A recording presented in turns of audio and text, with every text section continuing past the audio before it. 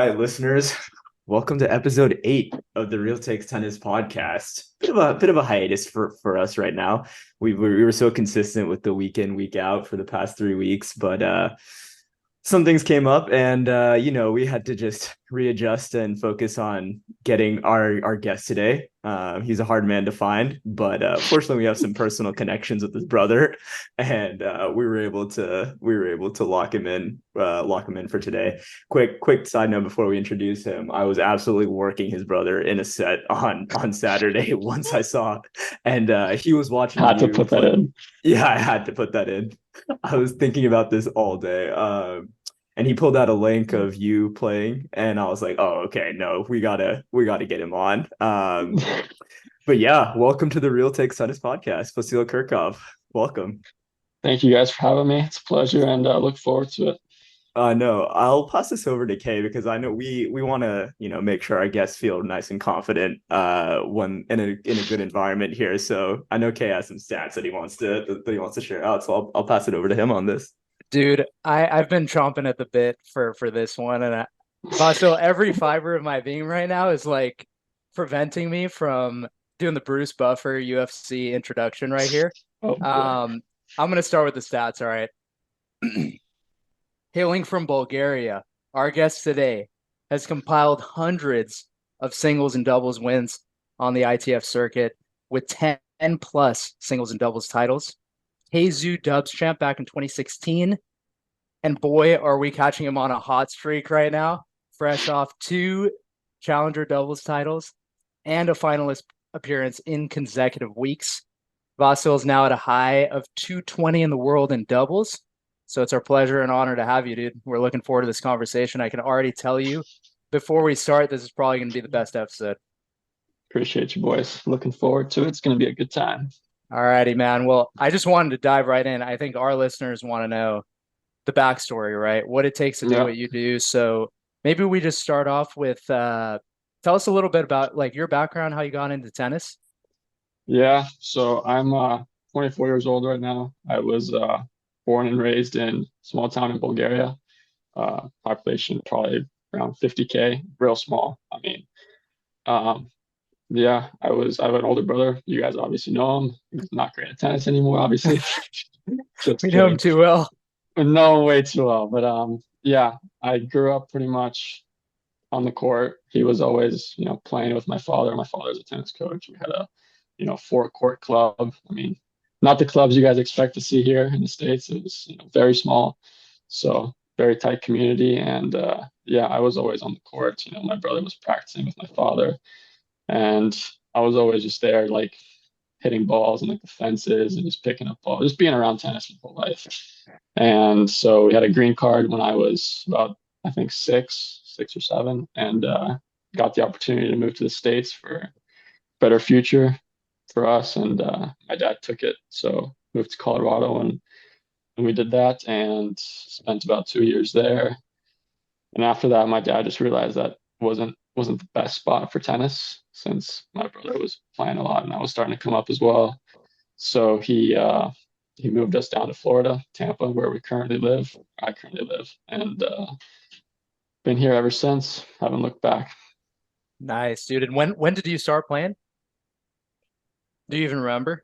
Hard to say when I started playing. I mean, I had a racket as early as like two, maybe. I have a picture of me holding some big ass racket, um, well, before I could even walk. So, like I said, I kind of just grew up around tennis, and yeah, I just been hitting balls since I was born. I mean, hard to pinpoint exactly when I started playing, but it's been a long time. And all on the clay courts, right? In Bulgaria. I'm assuming that club Oh was yeah, probably all dirt. oh yeah, all red clay. Like I said, four courts. My earliest memory, I think, playing was there was like a little like backboard you could call it. It was metal though. It was like on the fence. And I just remember me just hitting against the backboard, and just picturing myself because I loved Rafael Nadal back then. I just kind of pictured myself playing French Open against him, kind of, imagining the future, whatever. But yeah, those are like the earliest memories of me playing. That's what I remember. That's insane. And do you think that playing on clay and starting early were two key kind of ingredients for you? Do you think things would have been different if you started later or you started on a playing on a different surface? Um, Hard to say, obviously. I was way too young though, because I moved when I was 6. So I mean, I did play a few tournaments before I moved over here, but I don't think it made that big of a difference. My brother played a lot more on clay than I did when he was younger, and he didn't really. I don't know if he preferred it. I never really asked him, but I'm assuming he didn't. He didn't really mind it as much. But I think I was just too young to really, adapt to the clay and kind of evolve my game around it. So I can't really say that clay was kind of my first surface because I was just way too young. It's so funny. Like we talk a lot about like you can spot a tennis player from like a mile away, right? And all of us have kind of like experienced. I mean, we obviously play it like all of us have played at like different levels, Yeah, but like we've all as a kid have the exact same vision. Like, oh, one of these days we're gonna be like playing against these guys in the biggest stadiums, in the biggest tournaments, right? And it's so interesting how like all of us, even though we all have different tennis journeys, like the start is like very, very similar for of a lot course. I of mean, us. you have to kind of like build the vision. I mean, if you really want to get into a sport, like any sport at a high level, you're gonna have to, first of all, love it. I mean, you have to really fall in love with the game. You have to see yourself performing at a high level, and I think that's one of the major things that kids nowadays kind of need is to, kind of see themselves in the future if they really enjoy this game and to see themselves being in someone else's shoes that's already there and kind of playing the sport at the highest level. Quick point I was going to add here, like this is really interesting to me because I feel like one of the things that at least in the Bay Area, one of the things I've noticed is like that pressure of playing at like a higher level, or like, oh, I'm gonna play at like this college or whatever, right? It gets to a lot of juniors and they almost are like afraid of playing like the type of tennis that they think that they're actually capable of playing, right? Like it almost like it hinders their game, right? But for you, it's Of like course, yeah. you see like you look at it almost as like I need to, like, if I want to get to that level, I have to actually visualize myself like playing at that level in order to do Well, it. yeah, I didn't know what I was doing at 5 years old. This is just Yeah. what I'm thinking now, but Yeah. I think having that vision definitely helped. Obviously, it wasn't always you lose track of that vision. I think for Yeah. sure. Because I grew up playing also other sports, so Yeah. it's not like I wanted to be a tennis player at 5 years old. I didn't know that.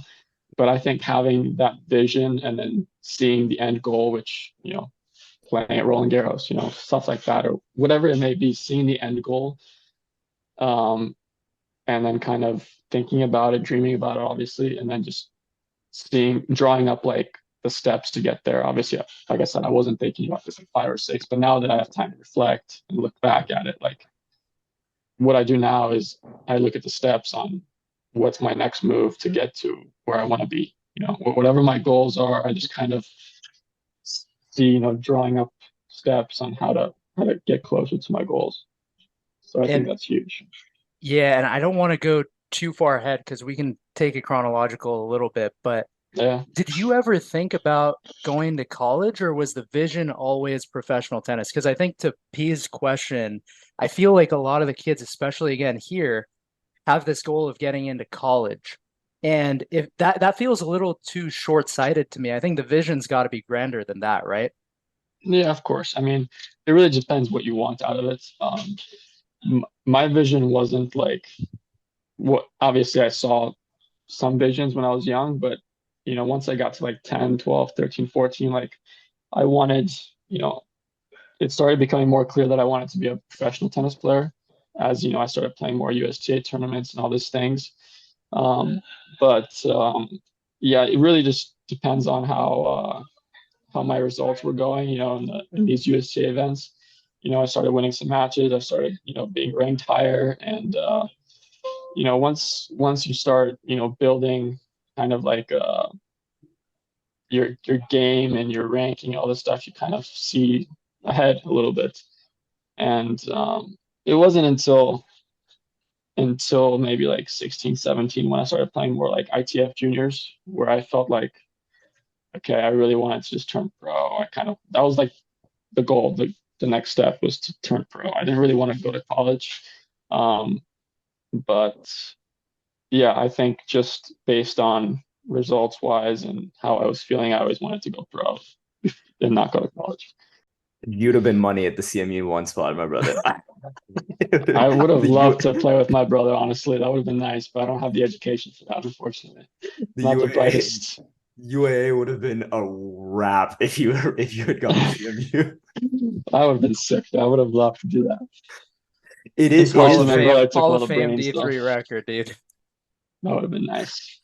That would have been good. it is very interesting because I feel like you're like because you're the younger sibling, like Yeah, almost, and your dad has been coaching you like sounds like the majority of your life, right? Like yeah. he might have had like Kiko is like a trial run to kind of see what's Basically, yeah, yeah, yeah. what's good enough. Obviously, Always like the he's first not, child. yeah, trying to see what goes. It's not to say that he's not like putting full effort or anything. No, Point no, is of like you course. learn, yeah, you learn certain things about how to develop like I tennis mean, players everyone and learns. I how, mean, yeah. yeah. I mean, my dad was, like I said, he was coaching me and my brother, and my brother was always the focus until I don't know like the exact age in which my dad kind of stopped, and my brother also stopped, maybe in high school when we moved here to Florida. My brother, I think, realized that he was smarter than he was better at playing tennis. Mm. And so I just, at that point, I started obviously to pick up tennis more. I was playing, under 10 divisions when I moved to Florida, and I started taking it a lot more seriously. And my dad also was putting a lot more energy and time into me. And honestly, back then, I wasn't really like a huge fan of tennis. I still wanted to play other sports. Obviously, when you're a kid, you want to just do whatever you feel that day. Yeah. And so I was just, skip like hopping around in sports, playing basketball one week, soccer the next week. And, as you're a kid, you usually want to do whatever you want.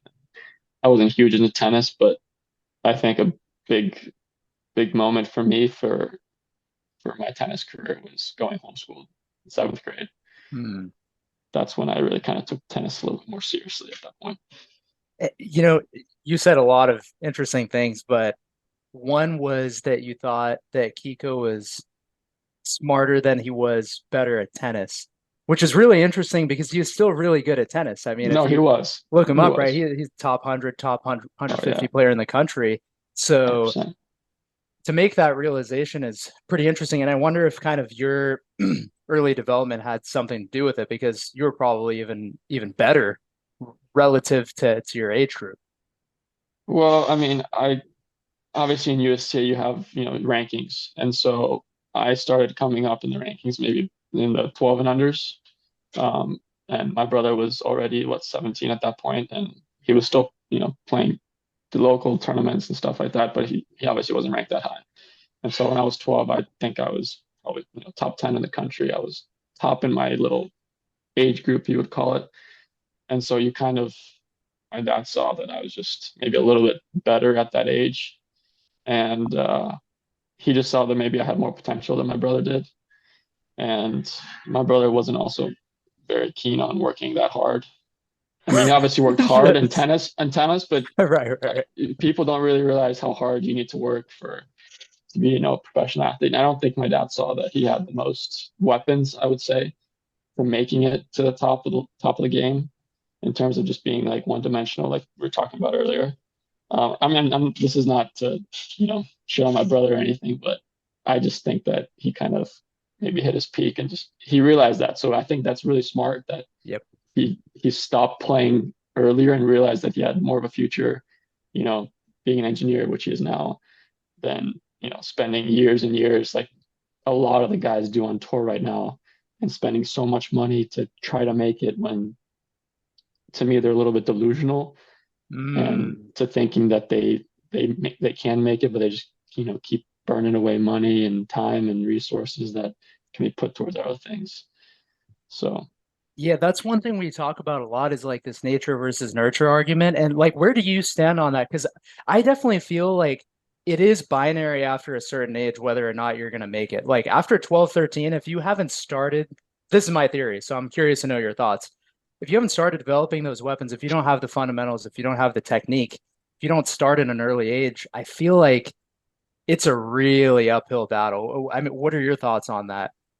it, I mean, it definitely is. I think you need the basics down. I think technique, work ethic, um, loving the game. I think those are three big ones. But also you have to know your goals. If you're 12, 13 and you don't really love the game, or you don't have one of the three things I just mentioned, like you're not going to go play US Open, most likely not.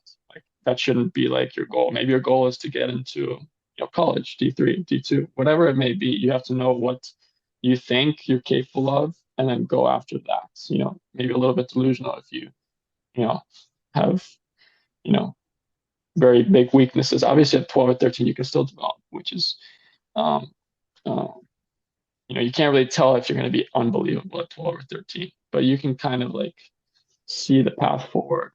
So you have to be realistic with yourself and with the people around you to see where you think that this could go. I mean, at 12, 13, like I said, I wasn't me personally, I wasn't the biggest kid. I wasn't the most like, the best, obviously. I was not. Um, but I saw, and my parents and my coaches and everyone around me saw kind of like a vision for me that, I was small at 12 to 13. So I was really had to earn my wins. I really had to earn playing the right way and being smart and making up for what I didn't have. So they kind of saw the vision in me, and since I wasn't the best, they saw maybe I'd grow into my body a little bit, get taller and stuff like that. So I think kind of seeing the vision with each kid, and going from there, and just being realistic with yourself and the goals that you put forth. I was gonna say the ATP website lists you at 140 pounds right now. I don't know Yeah. if that's accurate or not, but No, if it I gained a little bit of weight since I started. I don't know if I did that or if the ATP did that, but I'm a little bit more than not too much, but I'm a little bit yeah. more. Yeah, I was gonna say if that's what you are right now, I mean If I I'm was also right. 140, I don't Yeah. think I'd be able to live, honestly. No. Yeah, no, I mean, similar to you, right? Like I was always like a very skinny kid, so I can only imagine at 12 or 13, especially if you were No. playing a lot, like how it I would was have. so Yeah, small. I mean, I'm like still skinny, but yeah, at 12, 13, I was short and skinny, which is the skinny, worst combination you can have. deadly combo. Yeah, Deadly combo, yeah.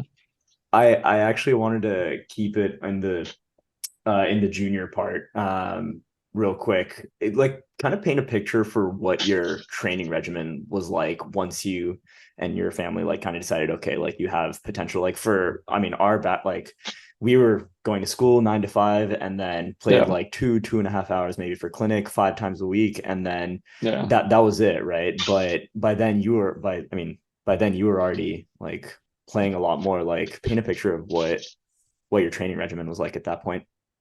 Yeah, so like I said, I was homeschooled at seventh grade. So Yeah. before that, when I got to middle school, which was I think sixth grade, I don't know what age that is roughly, maybe like 10, 11, 12, something like that. I was I skipped a few classes in school, so my dad got me excused from going to PE electives. I just had to go to the classes that mattered, which was, math, science, history, all 4 or 5 classes. So in the morning, I would go practice from like before school started, maybe from like 7:30 to like 9 or something. Um, I hated it. I absolutely hated it. Waking up that early to go Not a morning practice. person, Like eh? I'm not the morning person. For those that know me, I hate mornings, which I've gotten a little bit better at, but obviously when I was 12, 13, I hated them. So those practices, my father in those early mornings were just brutal.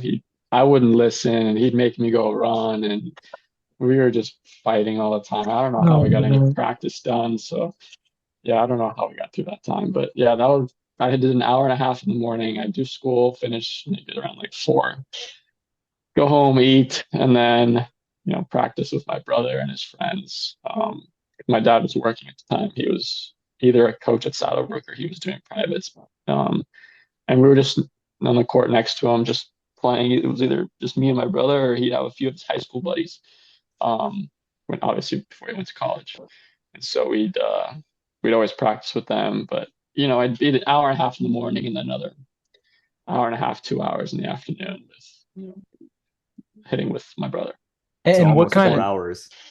that's a lot. Yeah, Yeah. 4 hours. Yeah, I wouldn't really do much fitness. Fitness would probably be in the morning when I was running the field, since I was not listening to my father. Yeah. So And what Um, kind of things beyond running would you guys do in those training sessions? Were you just playing points? Were you doing cross courts? Were you uh, doing serves? so morning was more specific since it was more feeding with my father, more like specific work, whether it was working on technique or working on specific shots, and then more in the afternoon was more points.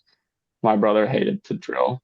If I needed to, I would hit cross courts and stuff like that. But all we do in the afternoons is pretty much play points.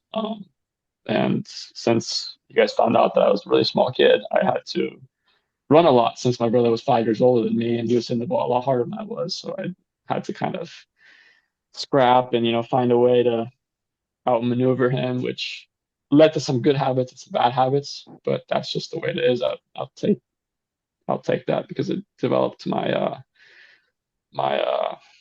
game style, I would say, today. And so yeah, playing a ton of points in the afternoon. Um, but yeah. Nice. And how would you describe that game style now? So that probably created the counterpunching element, the ability to Yeah, scrap, definitely. the Yeah, ability to kind of come in, serve and volley. Are you kind of like an yeah. all-courter? I would say I'm an all-court player. I don't think I have any weapons that are like, oh wow, that's a lot better than anything else. But with that being said, I don't think I have that many weaknesses either. Everything's just Mm. kind of, solid. Um, I do like to serve and volley a decent bit. Um, defend. That's a big part of my game. Um, and yeah, just trying to be smarter than the opponent. Just because I grew up playing that way, and I don't have the power to finish points in 2 3 shots due to my size. But definitely, when you get to a higher level, you kind of have to develop more of a weapon, play more aggressive. You can't really rely on speed and stuff like that. But I'm sure we'll get into that later. You say that, and but this is so funny to me because I mean, obviously, like we're playing at different levels, right? But I went deep in the archives to find some footage of you as a junior, and Yeah. I saw that forehand with the Babla. There was some serious pace coming from behind it, probably Uh, not dominated. my forehand was not very good in the juniors. It was a pretty big swing. You probably saw. Yeah, yeah, I had to change my forehand when I was yeah, probably like 18 because it was so big and yeah, faster people hit. Like the more I would shank the ball or the more it would yeah, break down. So my backhand was always better. I think it's no secret at this point. yeah, yeah. But yeah, No, I noticed that like compare I saw a match or I saw some points of you as like a junior and then I saw some points of you like 2 years ago and I did notice your forehand on like the swing on your forehand was like significantly like tighter. it's still big, but it definitely Yeah, wasn't as inverted on the way back as it yeah, was yeah. 5 years ago. I wanted to jump back real quick to the junior bit because this is something we were actually just talking about in our last episode of like the idea of like building a tennis player, right? And Yeah, one of the things that I was saying was like at the end of the day, I think it comes down to like time, which I think yeah. Kay agreed with, but that we could be very smart about how we construct our court time. What do you when you like look back on your junior like those training sessions, do you think you'd change anything in terms of like with the ultimate goal of like professional tennis player in mind, right? Like would you change anything about how you'd construct your training sessions or would you have kept it the same? Or would you have even like gone as far and say like I need to hit more balls than I did? If anything, I'd probably hit less balls. At times, it depends. It's very hit or miss depending on the player. But for me personally, I spent a lot of time after I went to the USTA National Training Center. I moved down to Boca Raton in maybe 2014, maybe 13. I'm not sure, but yeah, I moved down there with my father, and we were hitting. We were doing 2 hours in the morning, 2 hours in the afternoon. Fitness after all that, and we were just getting a lot of reps in. But um, I think one thing that I would maybe go back and change would be more like more specific work because like we just talked about the forehand. Like for me, the technique was not where it needed to be. Even on the backhand, I had to change my technique on the backhand. But I think just doing more specific work for me because I was working with a few other guys and we were all in like a group, sorry. Um, I just feel like it wasn't as individualized as I maybe wanted it to be now looking back. Um, because most of those guys, I mean, they were pretty much developed technically, most of them at that age. I think maybe I was one of the only ones that wasn't. So I think if I would have maybe changed my technique a little bit earlier and maybe trusted the process in terms of um, seeing the future for myself and not what they saw for me, and trying to play that game style that I was envisioned to play 5 years from then. Um, I think that probably would have, you know, maybe have success a little bit earlier than I probably would have liked to. But yeah, I was trying to produce so much power because I was so small, and with the big backswings and force in my body, and just a lot of negatives. But it happened for a reason, and we're here now. And I think if that's the one thing I'd probably go back and change is just do more specific work, not just hitting a bunch of balls, but making it like a little bit more like quality over quantity, I would say, kind of thing. Makes sense. And then one question I had too is backing up to the early days when you were kind of playing multiple sports. Do you think Yeah. that helped the athleticism? Because that's another theory we've had is just like Oh yeah. don't become a specific don't get too 100%. specific too soon, right? Become a generalist in your movement and learn how to move in 100%. different ways. 100%. Yeah, I was I mean, I was trying different sports just because I actually enjoyed them. I to this day I still play soccer 3 times a week when I'm home, and I will never stop if I'm healthy because I just love it. Love the competition. I'm big big competitive junkie, you could say. I love soccer, but I think playing a ton of sports and just exposing yourself to all these different, whether it's footwork you get from basketball or hand-eye coordination or whatever it may be. I think all these different sports can help a kid develop their athleticism, because tennis you need everything. You use upper body, you use lower body, you use footwork, you use hand eye. I mean, all these sports can combine into one, which I think tennis is probably one of the hardest sports, if not the hardest, to master because of all the variables you have. So I think playing a lot of different sports and not just confining yourself just to tennis or basketball or whatever it may be at a young age, I think just having the kid play a ton of sports is so crucial. I was actually gonna, I think double click on we've mentioned the USTA Development Center Yeah. multiple times. Yeah. Um, I, I think this is one of the most fascinating decisions a family can face for like a budding tennis star. Yeah. What went into that decision? You're like 10, 11, 12 years old, as you said.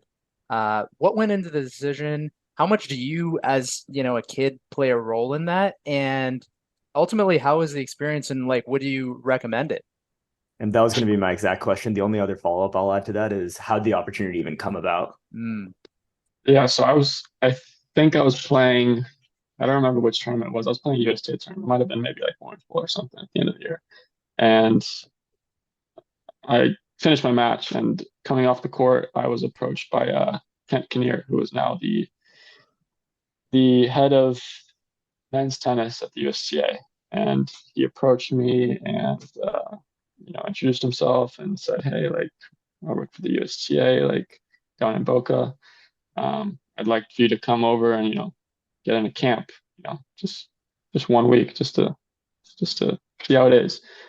And so from there, I went 1 week, um, had a blast. There was a lot of kids there, and I went on and off. I was still home a lot of the time. There wasn't like a full-time program for obviously 12-year-olds. How old? I don't know how old I was, but I'd go there for a few weeks, be home for a few weeks, on and off for a few years, and then once I got to maybe like 14, or yeah, I think I got 14, I decided to do that full time because there weren't a lot of kids to train with at home in Tampa, and my brother would just left for college as well. So I pretty much had nobody to go to, and so it was just me and my dad, and I needed players because I think it's pretty important to have a good mix between individual stuff and playing, being competitive at that age. So we decided to move down there, and yeah, I had a lot of great practices, a lot of guys my age. We were competing with each other, pushing each other. I think that was great. Um, but yeah, my dad moved with me, so I was, basically living at home. We had an apartment down there, and we were there for maybe like a year or two. Then we moved up to Orlando. That's when the the base changed. But yeah, I moved up there too. I mean, I had a roommate, Patrick Gibson. He's on tour now. Lived with him for a few years, and yeah, USTA helped me a lot. A lot of great practicing, a lot of financial help too. We were traveling to tournaments, and yeah, I thought it was a great experience from that point of view. It's funny because I mean we all know like back in the day of Bollettieri as being the premier tennis academy, right? And like one of the things that he was saying was that ultimately like I don't he didn't come from a tennis background, right? Like I think he was like an army guy who ended up going into tennis. And Hmm. one of the things he was saying was just like the reason why I'm like the academy is so successful is I just got the best players in the world in the same place and made them hit with each Yeah, other the entire time because that's like iron sharpens iron, right? Is like the quote, right? And exactly. Yeah, that's what helped me become that's what helped these guys become really, really good players. And like Jim Kerr and Agassi were in that yeah, batch playing together. And yeah, Jim says like Agassi used to like demolish him the entire time he was exactly. there because of Yeah, how competitive it was. exactly. I mean, you just said it. Like all these guys were pushing each other, and I think that's what the USTA plan was to, bring all these guys in the same age and help them push each other. And I mean, I wasn't, like I said, I wasn't the best. I definitely was not the best. I was maybe like 4 or 5 in ladder. So I took a lot of losses, especially to a few guys before the age of, 14, 15. I can shout them out, but they know who they are. Maybe lost like 30 times between both of them, haven't won once. And I think losing a lot when you're young and being able to deal with it, I think it's massive. And I think that's one thing that I learned as a young kid. It was taking losses and not really always understanding why I lost, but my dad was obviously very strict on me, so I'm sure we'll go into that later as well. Sorry, P. I was just gonna say, Yeah. like, again, this is something we talked about just a couple weeks ago. Is like small fish in big pond, big fish in small pond. Which A or B? Which route do you choose? And there are trade-offs to both, but it sounds like you kind of, you know, chose the route where it was going to be challenging, and you were going to have to learn different ways to win. So I always find that fascinating because I've seen both routes play out well, but it kind of depends on Yeah. the individual, huh? I think it depends on the individual and how the individual takes it mentally. From my experience, like I just said, I took a lot of losses, so I was never on top. I was never the guy who like very feeling comfortable because when you're on top at 13, 14, let's say you're the best, you you have no competition because you're always winning. And so at what point do you develop your game? You have nothing to develop because you keep winning all these matches. Obviously, if you're winning and you have someone on the side to tell you, hey, great job, but hey, you need to improve A, B, C, or D, then it's a different story. But I think a lot of the guys that are good at 13, 14, 15, it could be a little bit of a curse because when you're too good, too young, you don't really develop as much as if you know, I'm not saying you're gonna lose, but you don't lose as much as the other guys do. And when you lose, you learn because obviously you did something wrong or something better. So I think losing you can definitely learn from, but I think having the right mentality and having good people around you to make sure they ground you if you need to be grounded or to lift you up when maybe you lost but you played the right way, stuff like that. I have like a number of different questions based on what you just talked about. So we'll see But if I can like try and get through them in the thing. One of the things we talked about, and this is like obvious, like this is like to me personally, right? Because I yeah, like one of the things I talked about is like I didn't have the same career that Kay did, right? Like he was really successful as a junior. I wasn't. It took me a long time to become like a really good player, and I took a lot hmm of L's. And so for me, I was so like it's exactly what you said. I was so comfortable with losing that it took me a long time. Like at this point now, even when I'm playing like USTA League, right? I look at the win and the loss as like kind of the same to an extent. Like I look, it doesn't yeah, affect me as much. But yeah. now, like after now, like in hindsight, it's like, yeah, if you're trying to build like a professional tennis player, like you should still like you shouldn't the loss shouldn't hurt you as much, maybe, but like you should still keep the focus as like, yeah, the W is like what's important. Do you think that's like the right like, or do you think that depends on the person, or how do you view that mental like focus on the it, win de- versus the loss? it depends how old you are Yeah. and what you did in the match. So let's say you're playing at boys 14s, level 5 or something, and you're supposed to be winning all these matches and you win the tournament. It's like, hey, great, but like at the end of the day, it doesn't mean anything. You just want boys 14s level 5. Like no one's gonna pay you $1 million. No one's gonna give you a trophy. Like you're gonna get a trophy, but who cares? Um, I It's a hunk think of when you start, plastic. yeah, a plastic trophy that you're not gonna remember. I think at a certain age, I don't know what age that is, I don't have a number for you, but at a certain age, wins do matter. And I'd say maybe in juniors, like in ITF juniors, when you're like 17, 18, when you're about to transition into the pros, like I think that's when wins start to matter a little bit more, just because, a few wins here and there can get you, let's say main draw of US Open or, get you to the ITF junior finals, top 8, whatever it may be. I just think there's a few, wins that actually do matter more than others. But I think overall, if you're doing the right things over a long period of time, I think the results, you have to kind of believe. This is very cliche to say. Yeah. It's cliche, but if you really believe it, I don't think a 17, 18-year-old maybe will believe it. Maybe a handful of them will believe it, which they're probably now top in the world in HB. If you do believe it, I think you will get pretty far. And once you start to believe it, that's when you get the results. Gotcha. No harm in dominating the level 5 opens though. K No, I has mean, K has 15 or yeah, 20 Seascape opens. I know it Seascape is Open the was my bitch, dude. but I that's was the in big Santa Cruz fish, every small weekend. fish thing. Yep, Yeah, yep, that's the thing. Like, great, you went up to level 5, but like at grand scheme of things, like who cares? It really doesn't exactly. matter.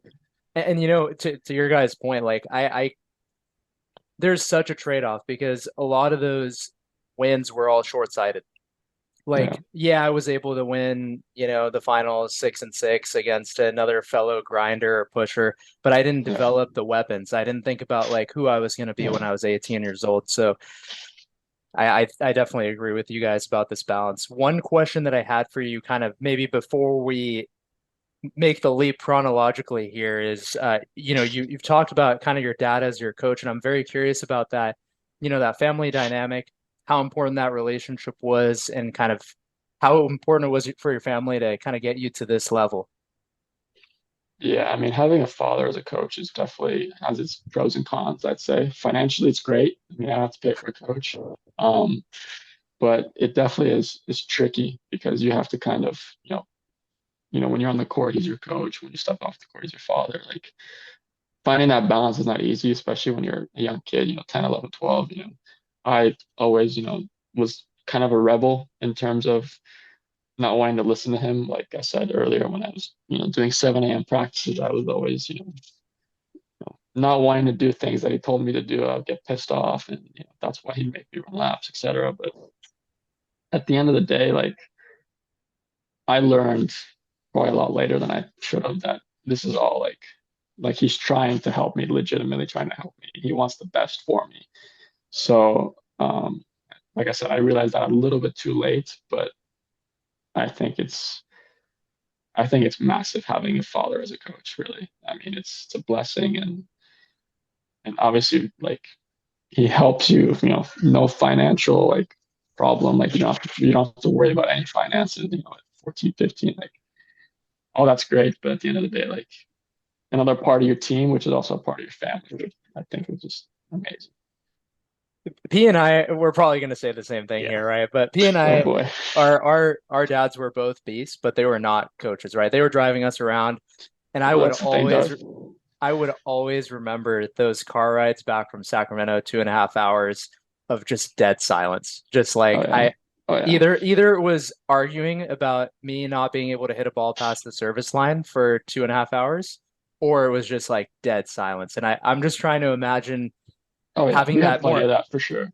right, and Yeah. having that more like every day, right? Where it's like Yeah. your dad just made you run laps in the morning, and now you guys are at the dinner table eating, and just Oh yeah. We had the fights for sure. We definitely had a managing. lot of like no talking at dinner tables.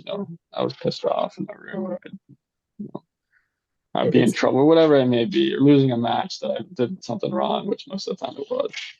But yeah, it's it's so cool though that at the end of the day, you guys were able to figure out that you were kind of on the same team, right? And that like uh, like I said, it was a little bit late than I wanted to, but I think right now we're in a good spot. love it. I will say Yeah. that the parent uh tennis player relationship is it in your case, right? It did worked out that it was really good, but we've seen situations in the pro tour, right, where it hasn't been like. I think it very much depends on the dynamic and how like the player also treats it, right? Like I think one of the things I actually read recently was like Casper Ruud is coached by his dad, and he was like, yeah, one of the things I like is like my dad just has a really good balance of doing exactly what you're talking about, right? Like Yeah.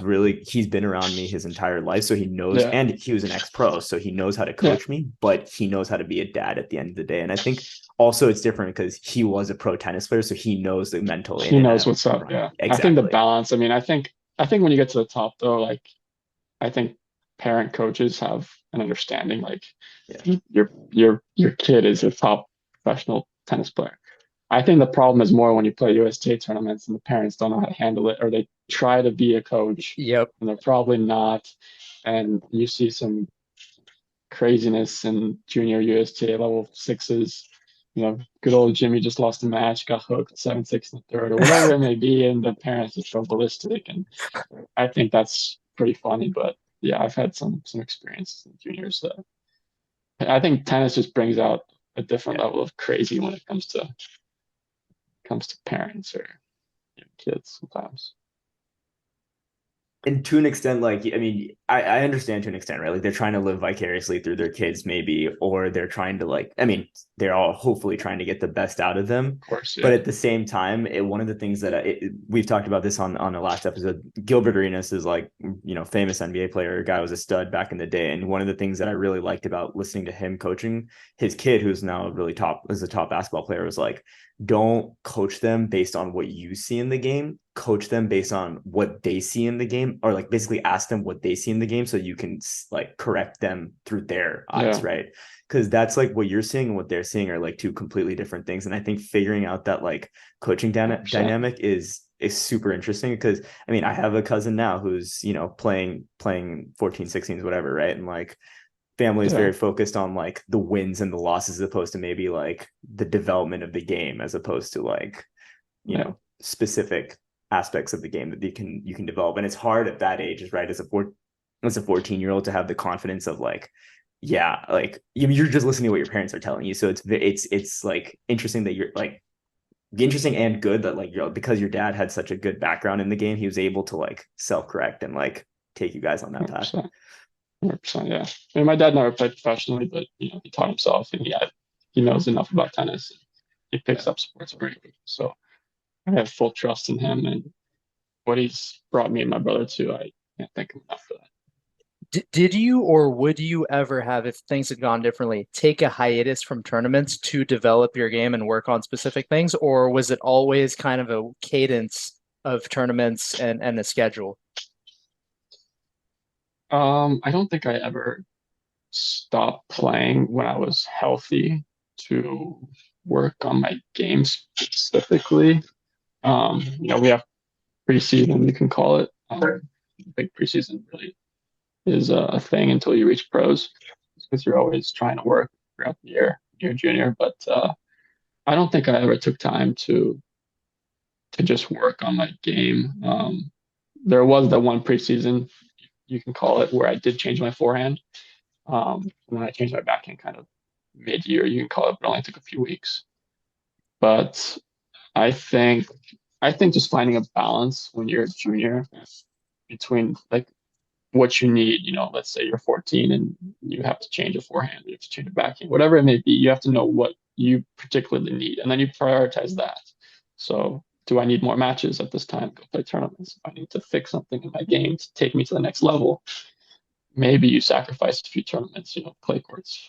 Depending on what's more important to you, you would prioritize that. You have to kind of know what is more important. You have to realize that first before you make a wild decision. I just need to reiterate this almost for myself. So your mentality of the juniors is that the whole thing is the preseason, basically, No, or kind. parts I of mean, it. you could. I mean, it's a development stage, I would say. It's just a stepping stone into, hey, do you want to get into college, or do you want to go pro? Like, or do you want to just not play tennis ever again? Um, those are the only three options I see. But yeah, I mean, juniors is just like a test run, pretty much. obviously you can't just skip the whole year. And I mean, you could do that if you're Zach Swida and not play junior tournaments until Kalamazoo win it and then go turn pro.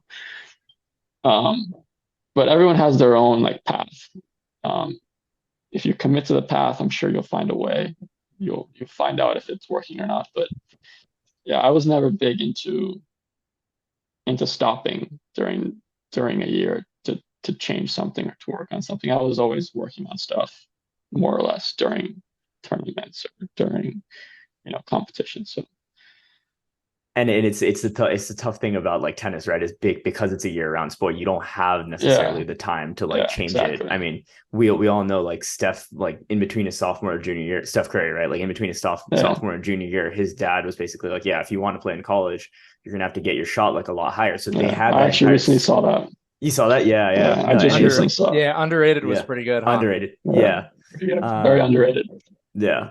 But like he had that time to do it, right? Because it was Yeah, basketball is like, I mean, basketball now is more of a year-round sport, especially at the junior level, because there's like AAU, there's the high school season and stuff like that, right? But at that point, I think it wasn't as big, and so he had that summer to basically just rep after rep after rep, get it up.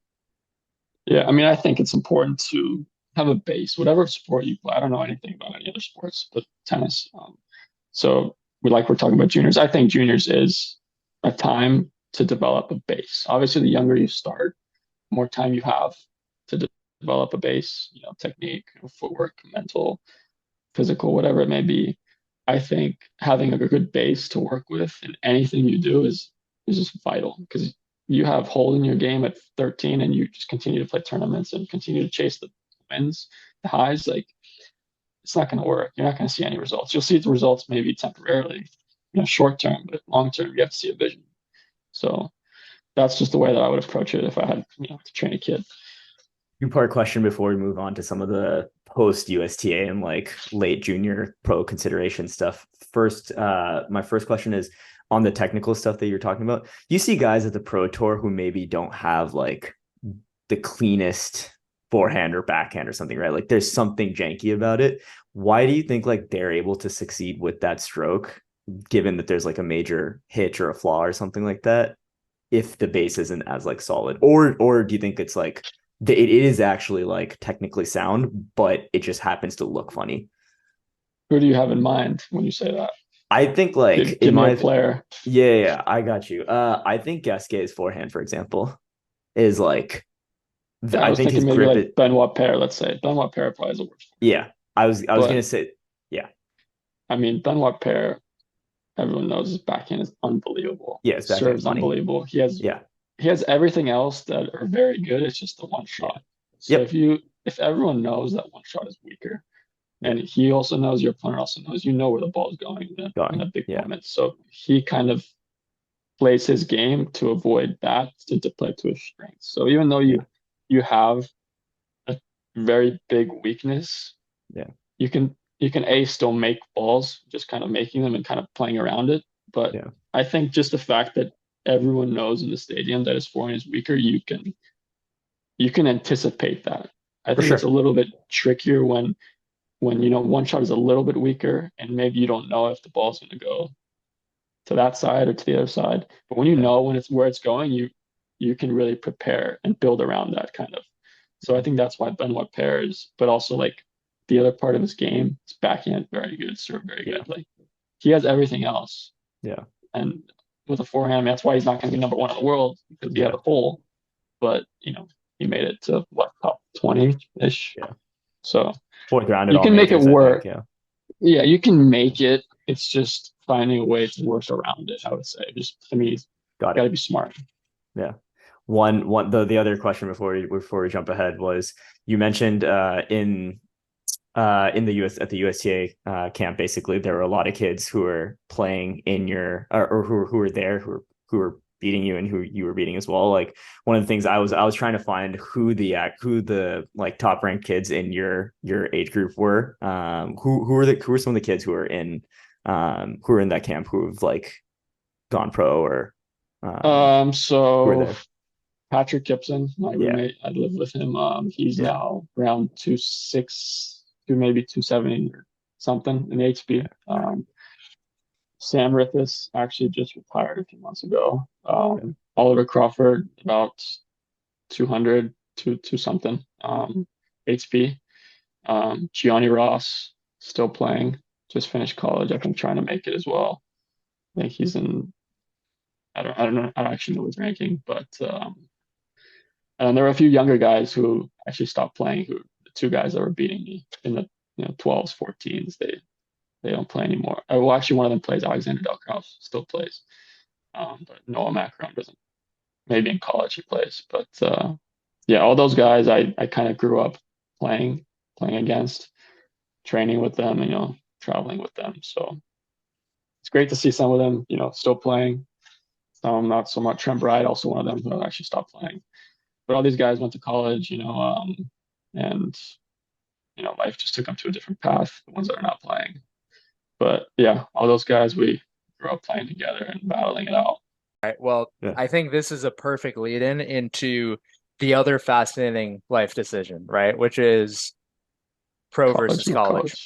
college. Yeah, and we've talked about this so much with it's come up recently just because like Alex Mickelson made the decision, you had to make the decision a few years back, and I guess we're we're very curious what goes into it because we can only speculate kind of from the outside, but what goes into it, and do you have any advice to the players that are going to face the same question inevitably over the coming years? Um, but this is another one of those very um, personal things. I think it's different for everybody. I think a lot of it has to do with mature, like how mature are you to either go pro or go to college.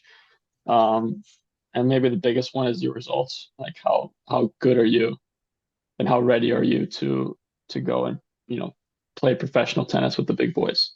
From Mickelson's point of view, I can't speak for him, but he has unbelievable results this past summer. And I spoke to him actually a few months ago, and he said he was still going to college. And then I saw a few weeks ago he turned pro, which I think he's very good, and I think he's going to make it. So it's great to see that he turned pro. But for at least for me, in my decision, I um like you can only take up to $10,000. Was it that Yeah. makes you eligible to be an amateur and go to college? If you take more, you're considered professional. So the year that I made was it finals at KZoo and I got the opportunity to play at the US Open, I was approached by IMG and Nike, and Nike gave me an offer that I don't think I can disclose, but they gave me an offer which was more than $10,000. And at that point, I had to make a decision whether to turn pro or not, because I don't know if that offer would ever come back. And so thought about it, and I decided to take the money and turn pro. That was always my dream, and so I decided to turn pro. I mean, obviously, it's tough to say if I would like to go back and change that decision, but I think financially it was good to take because it was a decent amount of money to start my pro career. But yeah, it's tough to say if obviously life would be a lot different if I chose to go to college. Maybe I was definitely not physically ready to turn pro because I was very small. But I just knew that this was what I wanted to do after college. So I just decided to take it and run with it. Yeah, I think for me, it's almost like it shouldn't have to be a decision. I still don't understand the NCAA rules as to why you can't accept prize money. I think they just run their own business, but we don't have to go too deep in the rabbit hole there because I think you should have the opportunity to do both if you'd like. I don't see how it affects anything. Yeah, I mean, it's not for us to decide apparently. So, Right. um, but yeah, I mean, everyone's different. I mean, some people now to go for one semester, like my buddy Gibson, he went for one semester, then he turned pro. I mean, nowadays you can make money while you're in college with I think the NIL stuff, name, image, likeliness. So I don't know if you can take up to more than 1,000. That's no idea about that, but yeah, definitely rules have changed a little bit since I turned pro in the college aspect. But I think if I think college is a great route to go these days. I'm not saying that there's a right or wrong. I think it's very personal to each individual. But um, I think going to college even for a year to try to develop, physically and develop your game a little bit more. And playing for a team, you have a lot of pressure situations with deuce points and stuff. And I think you can develop a lot in the time you spend in college. So I think, you see a lot of guys coming out of college now. They're very, very good. So it seems to be working. So, um, but yeah, it's very personal to each individual. It's super interesting that the financial aspect was like the key motivator, as opposed to maybe like you thought that you wouldn't get the same level of competition you would get on the pro tour like in college. I think one of the things that you like this came about a little later, right? Is like then there's like the national college pathway or something like that, where basically now if you're at a certain level in college, right, like you Yeah. can play a lot of pro events, and so they've done a really good job, I think, of like advancing the game forward or creating like a route for college players to basically go professional, right? And that's why you Yeah, see so many of the college, like I forget who exactly. I keep forgetting this guy's name because I think about what he said a lot, but one of the things he said was like, don't sleep on the guys from college. They're really, really No. like the top guys can eat Oh top yeah. 200, top 300. They can play with the best of them. You can't like doubt them, Oh right? yeah. And so it's Oh yeah. super Now, I mean, interesting. Yeah. yeah. Now with the whole, I saw this recently. Now, if you're like a top 10 or top 20 college Yeah. player, you have access to getting into, the challengers and the futures. Yeah.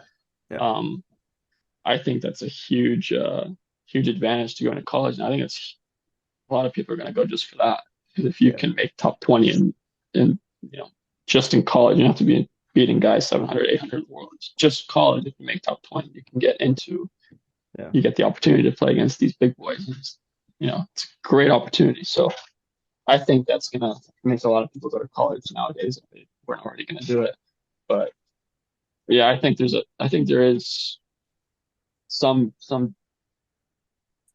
level difference between, top 20 in college and maybe like top Yeah. 300 in the world. Yeah. But I think it's a good start to the pro career if you can be top 20 in college or whatever it may be to have that kickstart into the pro circuit.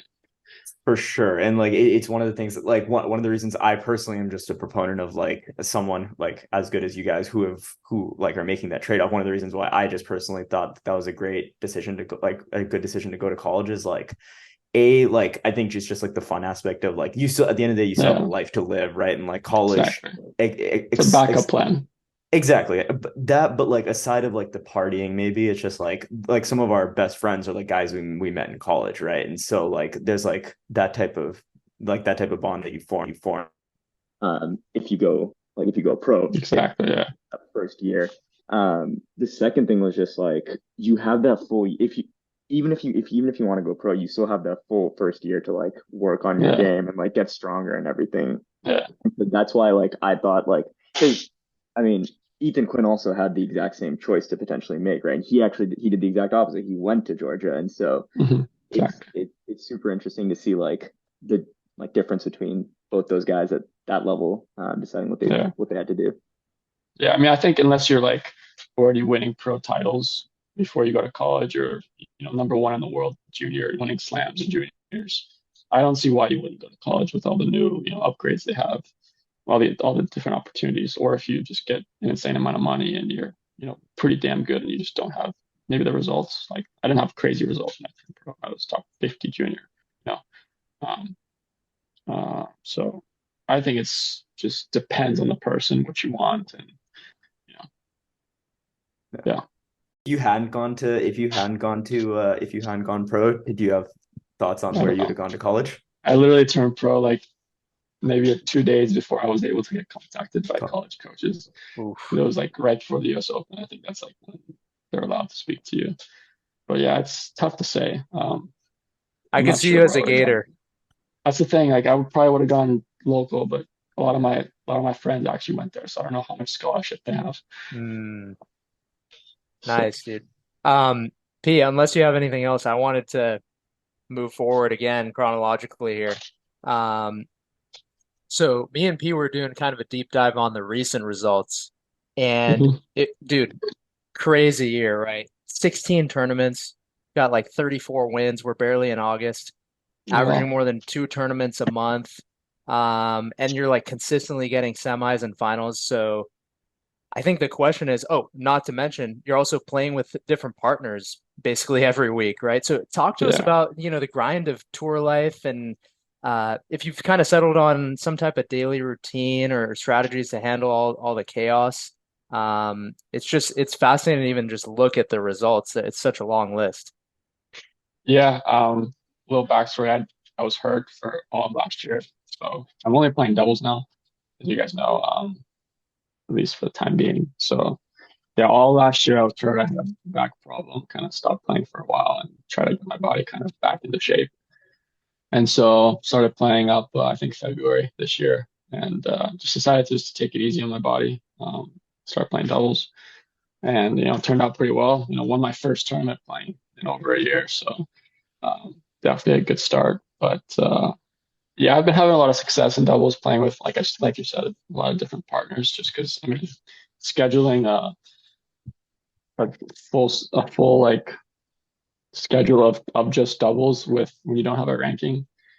You have to kind of pick and choose your partners every week is different fields. So that's why I had to play with different partners to kind of build up my ranking depending on who's playing that week. And you start with 15K futures, you start with 25s, and then you win a few of those, and you move into the challenger circuit.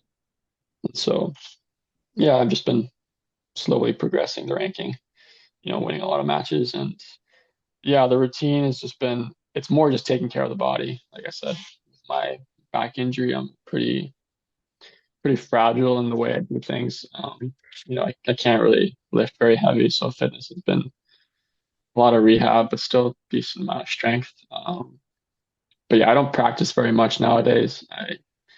I'll go max 2 hours a day, um, but I'll take a day off every like 2, 3 days just because I want to keep the body fresh.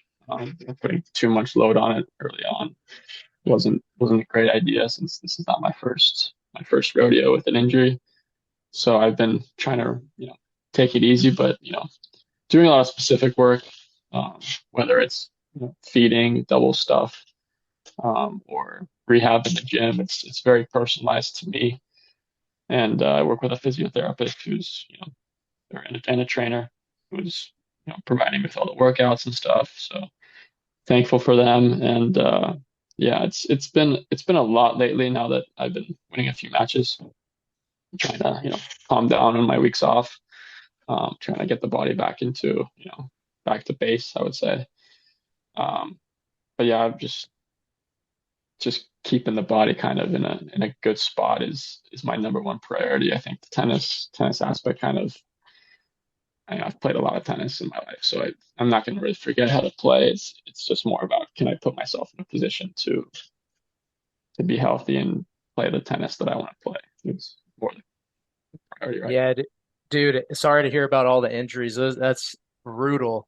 Any tips or anything kind of you would have done differently with the injury prevention, for people who are listening? I mean, my theories have always been uh you got to maintain flexibility. You got to kind of cross train.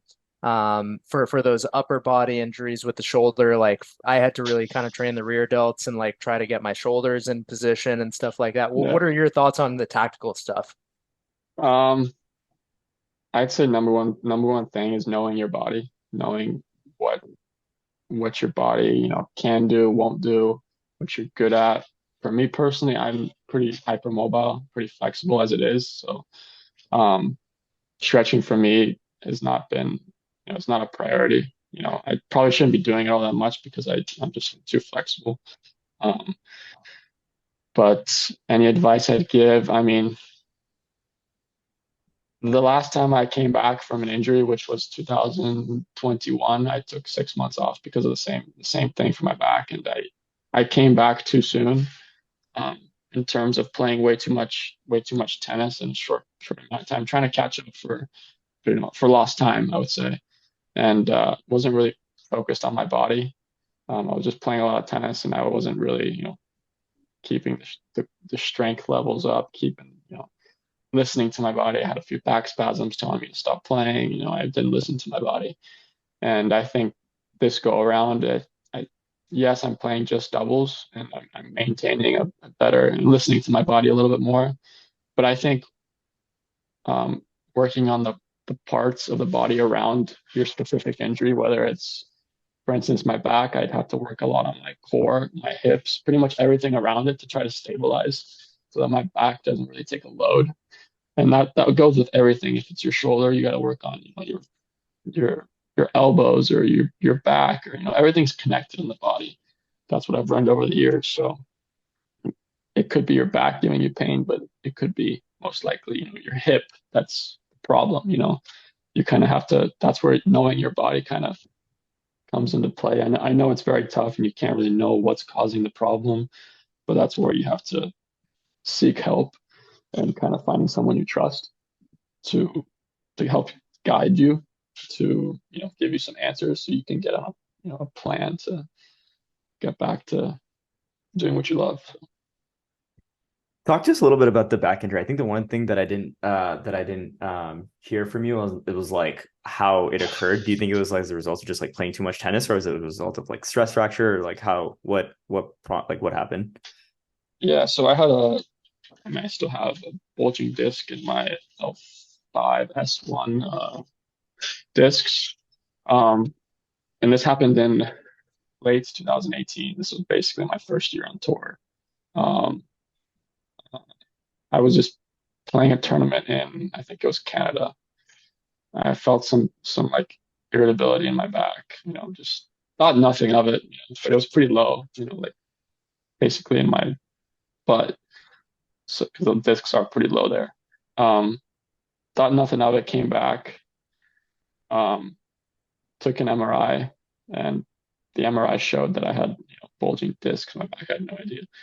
And from then it was kind of like eye-opening experience, being hurt for the first time when you just turned pro. Like, I was like, wow, like, am I going to be able to, do this again? Like how long is it going to take for me to be out? Stuff like that. But yeah, it's been a long journey. But yeah, I have a bulging disc in my back, and it's been bothering me on and off since 2018. What were those 6 months like? Because I mean, this is irrespective, like in addition to you just like healing naturally, like it's also like you've grown your entire life of just playing tennis like Yeah, the entire day, yeah, right? And so now you have to kind of like find ways to yeah, bide your time and stuff, right? And I'm speaking again, like yeah, this is something that happened recently to me. I just like broke my foot, right? And like sports has yeah, been like a massive, like I play tennis or yeah, basketball almost every day, right? And so for me, it's like, oh shit, like what do I do with my yeah. spare time now? As I've been telling Kay, I'm gonna be a big reading guy over these next like 6 weeks. Yeah. So You I'm tell curious to know. yourself that, but I mean, Yeah. for me, it wasn't 6 months in the beginning of 2018. It was maybe about like four, but this was at the end of the year. So I did some injections to try to help me, ease some of the pain. Yeah. It worked over time. It definitely helped, but yeah, I spent a lot of time doing rehab. Obviously, you have to try to keep the body and still and try to get it stronger and try to heal it. But I was only doing that for a couple hours a day, and the rest, honestly, I was playing a lot of video games. Actually, I got into Fortnite. That was FIFA. when Fortnite. No, never got into FIFA. I was spending a lot of nights playing Fortnite. My roommate actually at the time, Gibson, had a few stories of me staying up late playing Fortnite that he loves to share. So I'm sure if he ever listens to this, he'll definitely get a good laugh out of this. But yeah, I spent a lot of time playing video games, rehab. Um, yeah, I try to stay away from the game a little because I was a little bit burnt out since that was my first kind of full introduction to pro tennis in my life now. So I try to kind of stay away from it to try to get hungry again for it. But obviously I missed it. But yeah, spent a lot of time playing video games. You for sure woke Gibson up, didn't you? My college roommate loved playing League of Legends. I used to go to sleep at like 11 p.m. and like at 6 a.m. I'd be like, dude, go down. What are you doing? I'm like, dude, you gotta be shitting me. It's 6 a.m. and this dude's like still playing.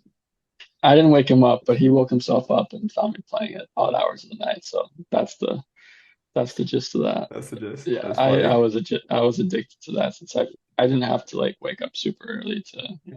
train. So I got lost in the sauce a little bit. So one thing is, other than the injuries, what kind of surprised you most about the tour? And were there kind of any early defining moments, do you think, or wake up calls. Maybe the injury was one For as you sure. started your career. Um, Starting my pro career, definitely injury was a big wake up call. But I think the other wake up call was just when you play like full time pro and you start playing, 15Ks like I was, traveling to places like Egypt or Greece, far away from home, and you're seeing all these guys that don't make any money since we absolutely get squashed with money, but seeing all these guys give their hearts out for qualities of a 15K in Egypt is just it's an eye-opening experience. Just how hard it is to make it in the sport. You don't really realize until you really get thrown into the fire. I mean, I'd played pro events before, but it was in the juniors, and it was like, all right, like it's just another tournament. No But pressure. once you realize that this is your life, then you kind of like start to think about it, and it gets to you, and it's definitely a wake up call. That's got to be such a heart-wrenching moment. I mean, the Yeah. paycheck at the end of that week is if you lose in quality, it's a couple hundred Oh no, bucks or you're whatever. losing a lot of money. Yeah, for sure. Yeah, You're losing a lot. yeah. And we don't really do it for the money, but But but if then there's the obviously, beauty of it too, right? The flip yeah, side is just like the willingness to grind yeah, for that. Even that is, I think that's the beauty of the sport, the dog eat dog nature of it. it's definitely a dog eat dog world. But yeah, it's daunting once you get that realization that you have to absolutely kill the guy on the other side of the net because he wants to kill you for losing money or one HP point or whatever, and maybe it's you really get nothing in return for how much you have to fight for that win. One question that I had was you recently played dubs with it looks like Ryan Harrison. Am Yeah, I mistaken there? Or that's no, true? no, that's true. And it's so fascinating. This is a dude who cracked the top 40 in the world in singles. He won the French Open in dubs. And my question is, as you're rubbing shoulders with these guys who've achieved so much, are they what kind of wisdom do they impart, or do you like almost kind of learn from any mistakes that they've made as well? Well, I mean, I've more or less met Ryan before, so it wasn't the first time that I've met him or something like that. So I kind of knew of him, so it wasn't as daunting as maybe meeting him for the first time. But a few things that obviously he won French Open, he has big record in the game. Um, but just his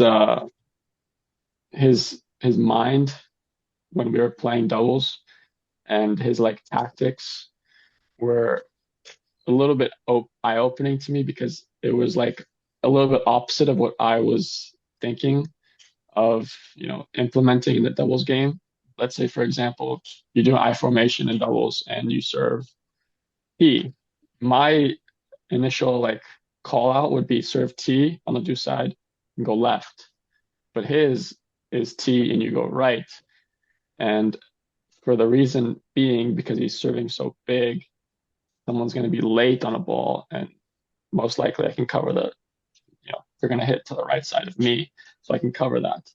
But for me, since I don't have a huge serve like he does, people have time to go the opposite way. Like, yeah, it's just stuff like that it becomes big mind games since obviously he's played the top guys in the world in doubles and singles. I mean, singles we don't really talk about that. We're playing singles, but just his approach to the doubles game from his experience, which is the top, and my experience, which is pretty much the bottom, was pretty eye-opening just in terms of tactics and just learning what I would expect if I ever make it to, top 100 or whatever I may be. But yeah, just his approach to the tactical part of the game is really eye-opening. Nice, dude. Yeah, the tactics are one thing that I love as a data guy Yeah, myself too. I love thinking about all those yeah, strategies and inner games. The flip side of this question is, you nearly took out Luca Pui on the opposite side of the net. Former yeah, top tenor, vanquisher of Rafa. yeah, Looking at the guy now, right? He's like hovering in the top five in the 500s. He recently opened up about injury, mental health. yeah. My question is like, how hard is it even outside of injury, mental health, those things, to stay in the top in this like dog eat dog world? And how often does the game kind of evolve and leave people behind? And then like, what do you have to do to keep up? Um, I mean, I wouldn't really know what to do to keep up. I've never been in their shoes, but I think getting hurt or whatever it may be that makes you fall in the rankings, take don't take just Lucas Pouille, take Dominic Thiem, for example. He was hurt for a while. This is a guy who won a slam. Obviously, Pouille is a very good player, but you take Dominic Thiem, he was slam winner, whatever. He got to two in the world or something. He gets hurt and drops outside the top 100, and he still can't find his level, his ranking where he was, let's say 2 years ago or wherever he was. I think once you drop back and you feel like you have to catch up in the challenger circuit, like I think those challenger guys are more hungry than the guys in the top 100 because they're playing for their lives. Once you get inside the top 100, your level is obviously very good, but I feel like you get maybe a little bit comfortable between ranks 50 and like 80 because you feel like you've already made it. Like it's not a big problem if you go out there, you lose first round of Rotterdam, 500 or 250. But those guys that you need to beat to get into the top 100 is, I mean, those guys will literally kill you before they'll let you beat them. That's just the reality of it. And I think just it's a rude awakening once you drop outside and you have to build back up that you have to battle so hard, which you're not really like you're used to battling at Novak and Rafa, but it's a different battle when you're battling in front of a smaller crowd and in front of a guy who's gonna make every ball, is not gonna give you anything. I just think it's a different kind of mentality. And that's why I feel like it took a long time for team to get back. Pui, like I just think it's such a battle.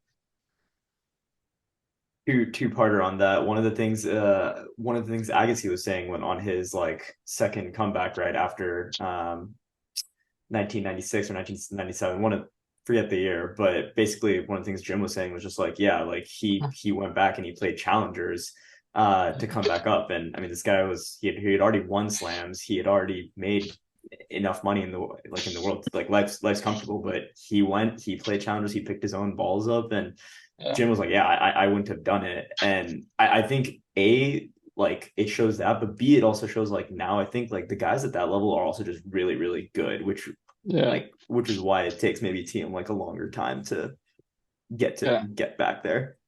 I don't think the levels like, I mean, obviously I don't really know what the levels like at top 50. I mean, I can only practice with those guys, but I don't think the level is immensely different. I just think those guys at 50 have, definitely done something to break through, but they do it more consistently, I would say.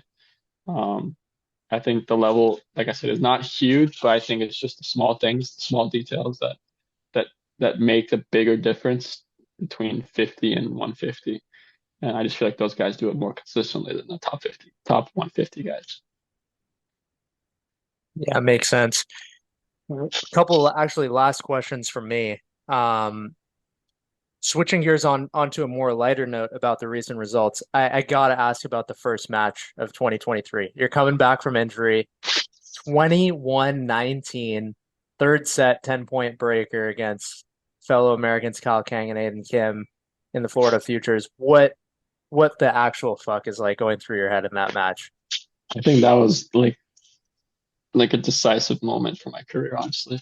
I think it was just meant to be. I can't really like put it into words. The level wasn't great for me, as you can imagine, my first match in 14 months. But wow, I mean, that match was quite the roller coaster. I mean, they had multiple match points in the third set, and uh, Aiden actually had a sitter volley to end the No. match. Like he was, I don't remember the score, but it was their match point. His buddy served wide, and he was crossing, and he had a ball pretty much like to just spike it, over the side fence, and he did. He spiked it, but he missed wide on their match Oh point. my God. And it's like one of those moments where it's like no one wants to win this match, and somehow we squeaked through, and I think it was one of those moments where you just kind of I just prayed. I mean, it was just one of those moments where you just prayed. I mean, nothing to it. I don't think that one team was better than the other, but I think it was a defining moment in the year that this has turned out to be. Because maybe if I didn't win that tournament, if I didn't win that match, if they would have made that volley, like I probably wouldn't be here. Honestly, I wouldn't be sitting at 220 right now. I, I mean, maybe I would be. Who knows? But I think that was just the defining moment of the year. Why do you think that you wouldn't have been here if you hadn't won that tournament? Like, do you think it just did so much for your confidence to win that? I mean, losing first. I mean, not. I don't think it was like astronomical, but I think there's a big difference between losing first round there because I lost second round the week after. And who knows what would happen? But Yeah. I just think going out there, winning your first title, your first tournament back. I mean, granted, it was a 15K doubles title. Didn't mean anything at the time, but still, just to give me that reassurance that like maybe I was doing something right, kind of keep me going, keep pushing. I think a big more mentally than actually like ranking wise or anything else. I think mentally just kind of reassured me that I was maybe doing some things right. Yeah, it's crazy, man. The butterfly effect, how the dominoes fall. I think what's fascinating is one thing that hasn't come up this whole conversation is luck and fortune, right? I Oh think yeah. it just even thinking about those top 50 guys, right? Sometimes that breakthrough is just that one match where they put it all together and then suddenly they find themselves in a big situation, they put it together again, and next thing you know, you're in a slam or who knows what, right? So it's pretty cool to hear you say that. I think luck has that you definitely need a little bit of luck to make it in anything you do. I mean, you obviously can't like create it, but it just falls to I feel like it falls to those who do the right things. I know it's another cliche thing to say, but if you really believe it, trust the process that you're doing, and at some point, like you will get rewarded. And that's something I live by, honestly. If we do the right things, we just get rewarded somewhere or another. I love that mentality, dude. And I think last question for me is okay, we've got two challengers in the bag, consecutive weeks, finals in the next week. What are the goals over the next year or so looking forward? Or are you not really thinking about that kind of stuff? What's next in the chapter here? So I'm playing next week in Canada, and my goal at the beginning of the year was after I realized that I wasn't going to play singles anytime soon. My goal was to get as close as I can to play U.S. Open doubles, and I made that very clear. And you can call it manifestation, but you know, I wrote it down a lot. Thought about it a lot. And so that is my goal to try to see if I can get a wild card into U.S. Open. I mean, I have no control over that, but I have one more week to prove to the federation that I maybe deserve it. And so we'll see after that. But I was trying to play some singles after U.S. Open.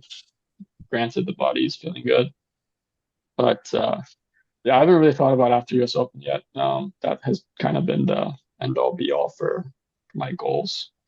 I put a ranking of 150. I want it to be at the end of the year, doubles, which is possible. Um, but other than that, I definitely want to play singles at some point. But most importantly, I want to feel good, with the body.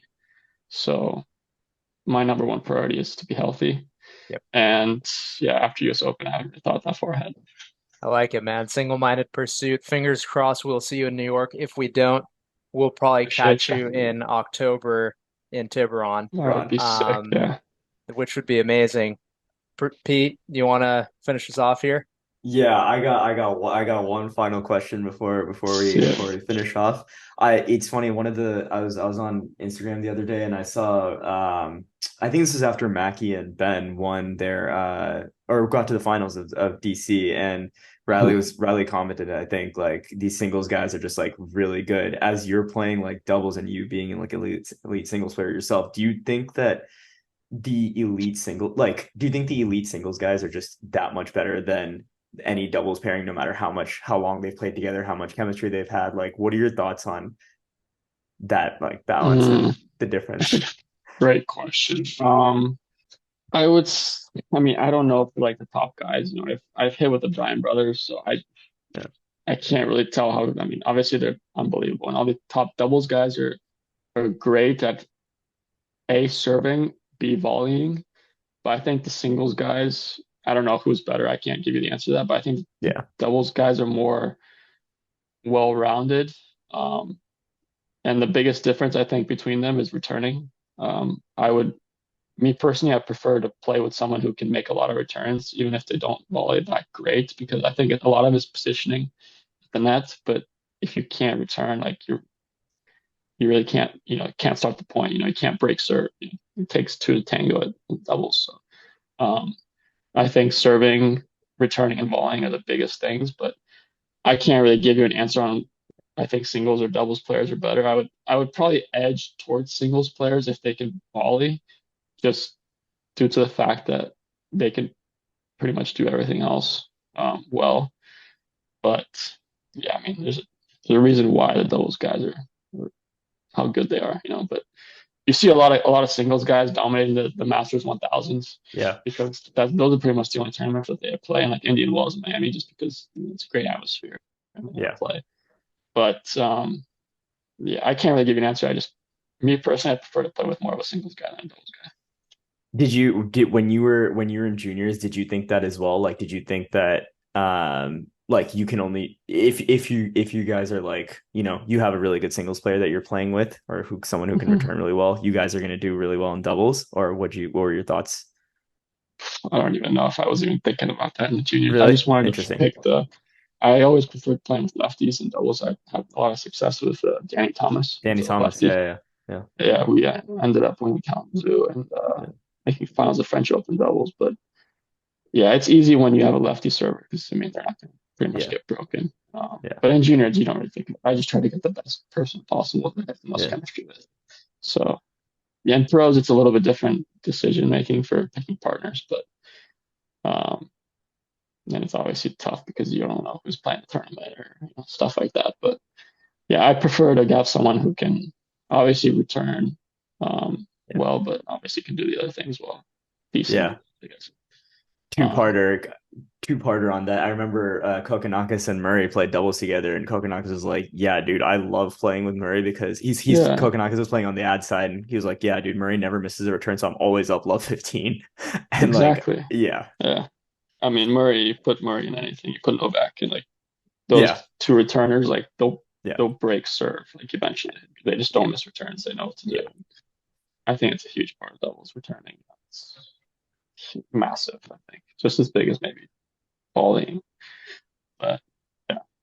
I was gonna say the final thing on the doubles point was that we didn't cover this very much, but when you and Danny played in the US Open, you drew Mate Yeah. Pavic, and I forget his Yeah. partner, but you drew Mate Pavic. You talk Maroc. about Yeah. Morocco. Okay, yeah, Yeah. obviously very good doubles players as well. And Oh like yeah.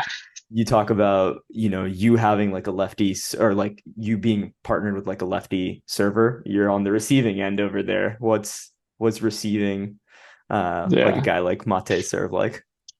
Obviously very tricky because you've got Yeah, a wicked slider. yeah, Me personally, I don't really mind playing lefties just because they serve mostly to the backhand when I'm playing the yeah, outside. So I yeah, prefer that anyways. So, yeah, or even T, like it comes to me. So I think maybe lefties are probably better for me to return. But I think for them, it was just when we played them, they were in such good position. I didn't really know the doubles game that well back then. It was more just we were just maybe a little bit better than the guy who played in the juniors. I don't know. But yeah, they one really eye-opening thing when I played them was they were just in the right position all the time. Like yeah, they knew where we were gonna go, and it was like to a T. Like you serve here, and he's gonna be here. Like you have to hit the ball perfect to like win the point. And you don't really find that as much in juniors, obviously, just because everyone just kind of see ball, hit ball. There's no really set plays much as top guys, obviously, but um, you really put away all volleys when you're at the top of the game. Like you touch a ball at you, it's gone. You make the point no matter what, and just making a lot of returns, handling the pressure, stuff like that. no, this has been a super enlightening conversation, I think, for both of us. We've been talking about this for quite a while. Oh, actually, I just remembered the last question I was going to ask. Kay and I have been talking about like return positions when you're returning, like when you're playing like a really big server, right? And like we saw yesterday, Medvedev when he's playing, like even Oh, Demon yeah. Nor, the guy's standing like 10 feet beyond the baseline, right? And like in doubles when the guy's serving and there's someone at the net to cut it off, right? Yeah. What are your thoughts on return position when you're playing like a super big server? Do you like to take the ball earlier, or do you prefer to Yeah. like stand back and give yourself a little more time? No, I prefer to stand in at all times. Yeah. Even in singles, I prefer to stand in just because, I mean, from a doubles aspect, there's so much time when you stand back, and the people have enough time to get in position and cut off the ball Yeah. and just put it away. It's a lot different in singles, though. I mean, Medvedev, you see, he's a spider out there. He's an octopus. Yeah. Like he's everywhere, even though he's so far back, but he puts the ball on the dime. It's not like you can really hurt him after that. You have to serve and volley, which Yeah. a lot of guys probably can't do. And if you do serve and volley, like he has a lot of angle when you're standing that far back. Yeah. So it becomes a game of chess, which tennis is a big game of chess. So, you hit the ball here, like what's going to happen? What can you possibly do? But I think you have to be a certain level of player to stand far back, and you have to either hit your spot on a return, or you got to hit the ball really heavy, high and heavy, to buy yourself time to recover. So, yeah, it's just a game of what you're good at. But I think doubles you can't really stand far back because you don't have Time. too much time. Yeah, it's just Yeah. a time thing. Yeah. Yeah. And it also helps like with Medvedev. It's like the exact same thing you're talking about with Benoit, right? Like even though he's standing so far back, like at the end of the day, he's like Yeah. 6'6", and he knows where the next ball is going to go. So He knows it's going open court. I mean, there's only yeah, one way to put it, but yeah, he sees the game a little bit like two moves ahead, maybe. yeah, And I mean, he's also very good at executing. It's not like he just knows yeah. what's up. Obviously, two of the three in the world for a reason. So doesn't have many weaknesses. Maybe volley. Yeah. Comes to the net just to shake hands. It's funny. It's funny you say that because like there's this like chart of building your perfect tennis player, and like Medvedev's volleys was like, you saw that, right? Like, and Medvedev's volleys was like number one, but I was like, dude, yeah, that's why I said it, because I saw that. Yeah, there's that's definitely funny. worse, but Yeah, he definitely doesn't come to the net willingly. yeah. Well, Vasil, thank you so much for the time. Boys. I think before we let you go, we're gonna do a quick 20-second rapid fire round. Jeez, okay. Literally 5-10 questions, whatever comes to mind, and then let's call it and let you get ready for the next tournament. All right. Sweet. Let's do it. Favorite city? Tampa, Florida. I love that. Favorite food? Wings. Favorite thing to do outside tennis? Hang with friends. Play soccer. Favorite shot? Backhand. Favorite dubs formation? IT left. Ooh, I love it. Favorite singles player and doubles team? Singles player. Novak. Doubles team. Mike Bryan. How many points can your brother get off you in a set? 12. 12. Okay, pretty generous. Wow. All right. I thought it was going to be over under 5. No, he's good enough for that. Love it. All righty, dude. Thanks so much for the time. Hope you enjoyed Boys, yourself. appreciate you guys. Thank Of you. course.